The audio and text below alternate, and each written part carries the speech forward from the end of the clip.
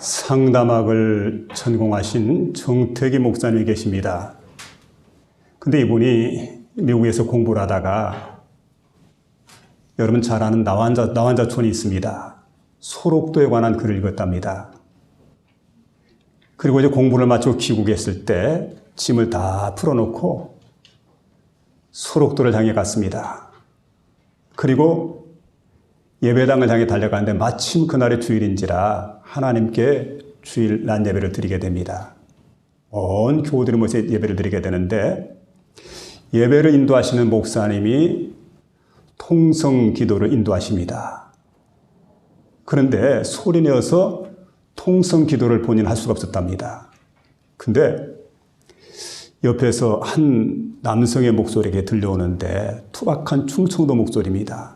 하나님, 이 크고 놀라운 은혜를 어찌다 갚는데요? 하나님, 이 크고 놀라운 은혜를 어찌다 갚는데요? 큰 소리로 기도하는데 그 기도 소리를 한참 동안 듣고 있는데 울면서 통곡하면서 그렇게 기도를 하는데 도대체 이 사람은 어떤 은혜를 받았길래 크고 놀라운 은혜라고 하는가 하고 이렇게 눈을 들어서 고개를 돌려서 이렇게 바라보니까 이 사람 보니까요 한쪽 눈이 골아가지고 빠져버렸습니다. 그리고 귀는 떨어져 나가고 그리고 코는 문드러져서 형태를 알아볼 수가 없습니다. 입은 돌아가서 비뚤어져 있었습니다. 그리고 손가락은 다 잘린 뭉퉁한 그 손을 가지고 바닥을 치면서 하나님 앞에 기도하는 겁니다. 하나님, 이 크고 놀라운 은혜를 어찌다 보답한대요. 근데 기도 소리를 듣는 그 순간에 정 목사님 마치 고압선에 감전된 것처럼 이 기도 소리가 자신을 스치고 지나가는데 주체할 길이 없어가지고 막 눈물이 와락 쏟아지게 되는데 자신도 울면서 통곡하면서 주체할 수 없는 눈물을 흘리다가 그 형제의 그 품에 자신의 얼굴을 붓고 그리고는 한쪽 손으로 그를 끌어당깁니다. 그리고 흐느끼기 시작을 합니다. 그러니까 지금까지 하나님 앞에 부른 찬송이 있습니다. 하나님 말씀을 듣게 됩니다. 그런데 그것 지금 생각할 겨를이 없습니다. 도대체 이 형제가 하나님 앞에서 이 큰 은혜라고 한다면 내가 받은 큰 은혜는 도대체 뭡니까? 그리고 이 은혜를 무엇으로 다 보답한대요? 어찌다 한다면 나는 하나님의 은혜를 어떻게 다 보답할 수 있겠습니까? 그러고 하염없는 눈물을 흘리면서 통곡하면서 그렇게 이제 하나님 앞에 함께 기도하고 예배를 드리게 되는데 자, 이 사람이 생각을 해봅니다. 이 목사님이 생각을 합니다. 도대체 내가 하나님 앞에 받은 은혜, 내가 하나님 앞에 갚아야 될 하나님의 사랑, 도대체 얼마나 큰가, 얼마나 중요한 것인가, 이걸 그는 깊이 생각을 했습니다. 그리고 유학 생활에 지쳐있던 그 목사님, 온 마음의 상처가 녹아내리는 기쁨을 여기서 체험을 하게 됩니다. 그리고 하나님 은혜를 체험하면서 나는 하나님 은혜를 어찌 갚으면 좋겠습니까? 울면서 예배가 끝날 때 그렇게 예배를 드리게 되는데 한참 예배를 드리는데 고개를 숙이고 눈을 감고 있는데 옆에 있는 그 형제가 그 뭉퉁한 손을 가지고 옆구리를 푹 쥐어박습니다. 깜짝 놀라서 눈을 떠보니까 예배 끝났쇼 하더라는 거지요. 그리고 모든 성도들이 다 빠져나갔습니다. 그러니까 형제와 둘이 앉아가지고 이때 정태기 목사님이 그 형제의 손을 꼭 붙듭니다. 그리고는 묻습니다. 내가 들어보니까 이 크고 놀라운 은혜 어찌다 갚는데요? 어찌다 갚는데요? 하는데 도대체 어떤 은혜를 얼마나 받았길래 이 크고 놀라운 은혜라고 하고 어찌다 갚는데요? 하고 이렇게 하나님께 기도하느냐고. 그래 물었더니 이분이 대답을 합니다. 예, 제가 참 몹쓸 병, 이 병에 걸렸는데 사실은 그 사랑하는 아내하고 연애하고 결혼해서 17년 동안 함께 지내게 되었는데 내가 이 병에 걸려가지고 방 안에 누워있으니까 사랑하는 아내가 어느 날 내 곁을 떠나버렸습니다. 그리고 형제들도 떠나게 되고 그러니까 형님 떠나고 동생도 떠나고 그리고 모든 형제 자매가 다 내 곁을 떠나게 되고 마지막으로 눈물 짓던 부모님도 나를 버리게 되었습니다. 그러니 어떻게 해요? 집에서 나와가지고 이곳저곳 저곳 다니면서 죽을 곳을 찾게 되는데 거기서 내가 하나님 만난 겁니다. 그리고 하나님 만나서 찬송을 딱 펼쳐보면은 하나님께 나를 반갑게 맞이해 주시고 성경책을 펼칠 때마다 나를 위로해 주시고 하나님 말씀을 들을 때마다 용기를 주시고 소망을 내게 부어주는 겁니다. 그리고 내 이 추한 몸 더럽다 하지 않으시고 귀하다, 존귀하다 그렇게 하나님께서 말씀해 주시는데 이 크고 놀라운 은혜를 내가 어찌다 갚는데요. 이 크고 놀라운 은혜를 내가 어찌다 갚는데요. 그렇게 고백을 하고 간증을 합니다. 여러분 그리스도를 만나고 나면은 온 세상이 나를 버려도 하나님 만나고 나면 모두가 내 곁을 떠나게 돼도 나는 기뻐할 수가 있습니다. 아멘. 그리고 오히려 찬송하고 감사할 수가 있습니다. 왜냐하면 하나님께서 내 인생에 찾아오셨기 때문에 아멘. 모든 문제 해결점이 바로 거기에 있습니다. 그래서 오늘 이제 본문의 말씀 보면은 세례 요한이 외치는 소리입니다. 세례 요한 그는 광야에서 외치는 소리였고 그리고 그가 이제 그 전하는 그 내용 가운데 보면 여러분 우리 안에 주님께서 지금 오시기를 원합니다. 왕이신 주님께서 오시기를 원하는데 그 왕 대신 주님을 우리가 맞이하기 전에 해야 될 일이 뭐냐면 우리 마음에 길을 준비하는 겁니다. 그래서 이렇게 말씀해 주고 있습니다. 높은 산 같은 마음들은 낮아져야 된다. 교만한 마음들은 낮아져야 된다. 그리고 그 깊은 열등의식, 마음의 상처 같은 것들은 토두어져야 된다. 그리고 비뚤어진 마음, 굽어진 마음들은 곧게 펴져야 된다. 그렇게 해서 여기 주시는 말씀이 바로 그거죠. 너희 길을, 주님께서 오실 길을, 왕이 오실 길을 갖다가 평탄한 길을 만들어라. 오늘 주님께서 대강절에 여러분 이제 우리 곁에 찾아오시는 주님입니다. 초림의 주님으로 오셨던 주님도 재림의 주님을 다시 오시게 될 때 여러분 그 주님을 우리가 맞이해야 될 터인데 그리고 언제나 주님은 우리 삶 속에 우리 마음 속에 찾아오셔서 우리와 함께 하시기를 원하는데 어떤 마음 상태가 되어야 될 것인가. 오늘 이 말씀을 생각해 보는 가운데 저와 여러분의 마음속에 크신 은혜가 임하게 되는 복된 시간 될 수 있기를 주의 이름으로 부탁을 드립니다. 아멘. 먼저 여기 보니까 모든 골짜기가 메워져야 된다. 이와 같은 말씀 들려주고 있는데 어떤 숲속에 아카시아 나무하고 향나무가 함께 살았답니다. 그런데 그 숲속에는 오솔길을 지나가던 사람들이 속삭이는 소리를 아카시아 나무가 들었습니다. 와, 이 숲속에는 공기도 쾌적할 뿐만 아니라 와, 냄새가 너무너무 좋아. 향기가 너무 좋아. 근데 그 향기는 향나무에서 풍기는 냄새였기 때문에 그 향나무를 칭찬해 주게 됩니다. 아카시아 나무가 그 소리를 들었어요. 그러니까 마음속에 참 옆에 있는 그 향나무가 칭찬 듣는 소리 들으면 함께 기뻐해야 될 텐데 그렇게 하지 않고 시기심이 발동을 합니다. 미워하는 마음이 생겼습니다. 그 시기 질투하는 마음이 막 마음속에 생기다 보니까 이 때가 되면 폭발하게 되죠. 근데 어떤 때 보니까 큰 바람, 강한 바람이 이렇게 불게 되는데 아, 잘 됐구나. 이 아카시아 나무가 무릎을 치면서 악한 계획을 세웠습니다. 근데 바람이 불 때마다 아카시아 나무가 이렇게 향나무 쪽으로 확 기울어지게 됩니다. 근데 그냥 기울어지면 가만히 있다가 돌아오면 될 터인데 그렇게 하지 않고 자신의 몸에 있는 가시를 가지고 향나무를 계속 찔러대는 겁니다. 약한 곳을 골라가지고 아프게 막 찔러댑니다. 향나무는 상처를 받습니다. 곳곳에 상처를 받고 비명을 지르게 되고 약한 부분은 또 찢겨져 나가고 그렇게 해서 이제 저녁 시간이 지나게 되고 새벽이 돌아옵니다. 바람이 좀 잤습니다. 그리고 아침이 되니까 날이 밝았어요. 그리고 여느 때처럼 똑같이 해가 뜨게 되니까 등산객들이 다시금 이 숲속으로 올라오게 되는데 숲속 오솔길을 지나는 등산객들이 깜짝 놀라게 돼요.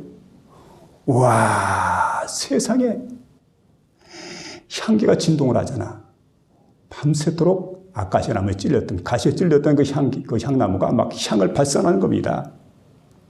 그런데 조금 더 지나가다 어떤 사람들이 이렇게 외칩니다. 아니, 향나무에만 향기가 나는 게 아니라 아카시아 나무에도 향기가 나. 아카시아 나무에서 향내를 맡아보라고. 정말 아카시아 나무에서도 향기가 납니다. 어떤 일이었을까요? 아카시아 나무는 향나무를 시기 질투하는 마음으로 밤새껏 찔러댔지만, 그런데 향나무는 그 아카시아 나무를 끌어안아줍니다. 사랑의 마음으로. 그리고 자신에 있던 모든 향내를 갖다가 아카시아 나무에게 묻혀주는 거예요. 여러분, 주님께서 한 일이 바로 그와 같은 일이에요. 어떤 사람 주님께 상처를 줬습니다. 어떤 사람들 주님을 찔렀습니다. 고통을 가했습니다. 근데 그때마다 주님께서는 그 사람들 향해서 향기를 발산했던 거지요. 그래서 우리가 주님께 가까이 나가게 되면 어떤 일이 있을까요? 주님께 가까이 나가면 우리가 위로를 받게 돼요. 그 주님께 가까이 나가면 우리는 치료를 받게 된다는 사실입니다.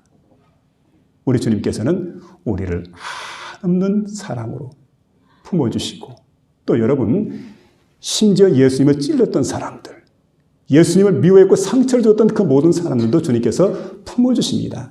그리고 그들에게 사랑의 향기를 갖다, 생명의 향기를 갖다 묻혀주는 거예요. 이 향기를 발산하며 살아갈 수 있도록. 여러분, 그래서 우리가 상처받은 마음이 근본적으로 치유받는 길이 어디에 있느냐? 마음속에 주님을 모실 때, 주님이 내 안에 들어와 계실 때 여러분 그 상처가 치유받는다는 사실을 믿으며 나아갈 수 있기를 주의 이름으로 부탁을 드립니다.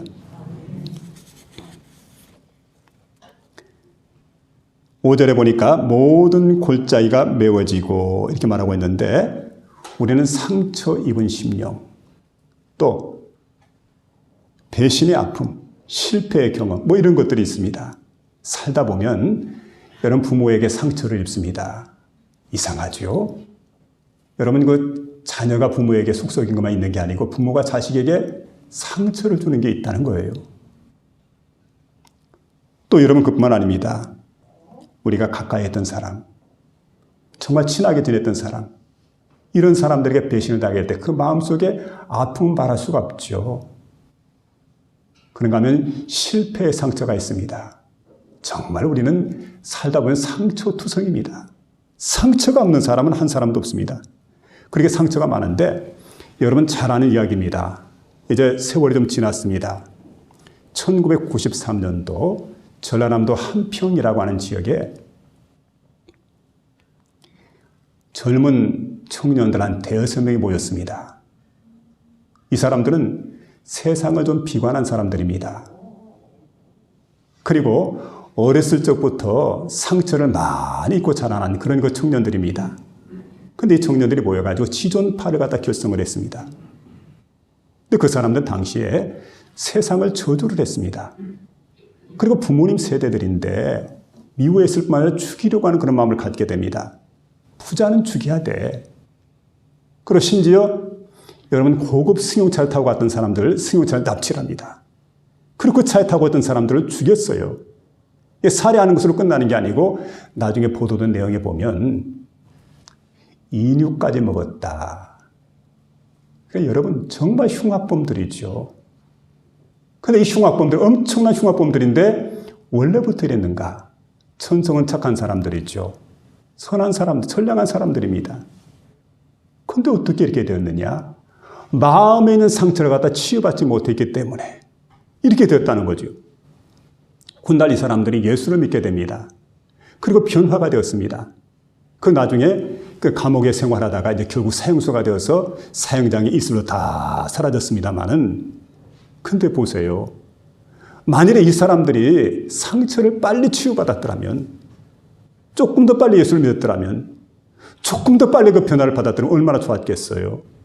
오늘 그래서 여러분, 하나님 앞에 나와서 예배드리는 저와 여러분, 마음속에 있는 상처가 치유받을 수 있기를 주의 이름으로 부탁을 드립니다. 아멘. 주님은 우리를 치유해 주기를 원합니다. 아멘.